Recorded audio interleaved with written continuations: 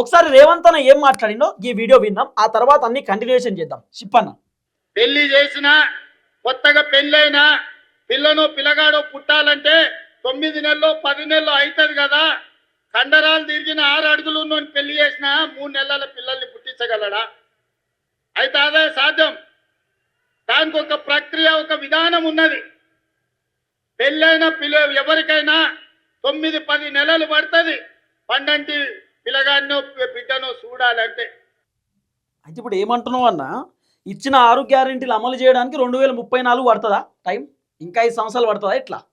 లేకపోతే రైతు బంధు ఇవ్వడానికి, రుణమాఫీ ఇవ్వడానికి, పెన్షన్లు ఇవ్వడానికి, మహిళలకు 2500 ఇవ్వడానికి, 4000 రూపాయల నిరుద్యోగ భృతి ఇవ్వడానికి, మండలాలలో ఇంటర్నేషనల్ స్కూల్ కట్టడానికి, రోడ్లు వేయడానికి, స్కూల్ కట్టడానికి, కాలేజ్ కట్టడానికి, గవర్నమెంట్ భవనాలు కట్టడానికి, లేకపోతే నిరుద్యోగులకు ఉద్యోగాలు ఇవ్వడానికి, లేకపోతే జాబ్ నోటిఫికేషన్, జాబ్ క్యాలెండర్లు, లేకపోతే తెలంగాణను అభివృద్ధి చేయడానికి, ఉద్యమకారుల కుటుంబాలకు భూములు ఇవ్వడానికి, డబుల్ బెడ్రూమ్లు ఇవ్వడానికి, ఇవన్నీ టైం పడుతుందా అన్న? ఎట్లా 2034 దాకా టైం పడుతుందా?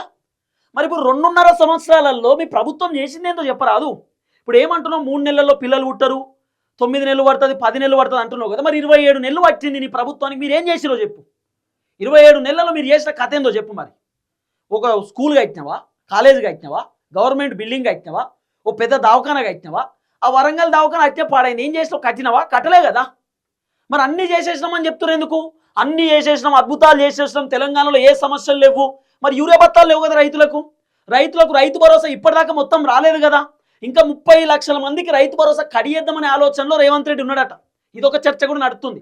ఏదో శాటిలైట్ సర్వే చేపిస్తుండట, ఇంకేదో చేపిస్తుండట.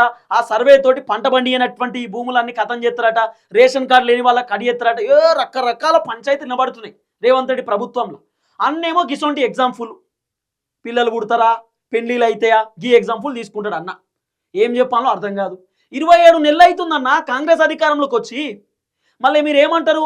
ఇప్పుడు ఏమంటుండంటే ఇండైరెక్ట్గా 10 సంవత్సరాలు మాకు అధికారం ఇస్తేనే అన్ని పనులు చేస్తా, లేకపోతే చెయ్య అంటున్నాడు. ఇండైరెక్ట్గా జనాలను బెదిరిస్తుండ అన్నట్టు.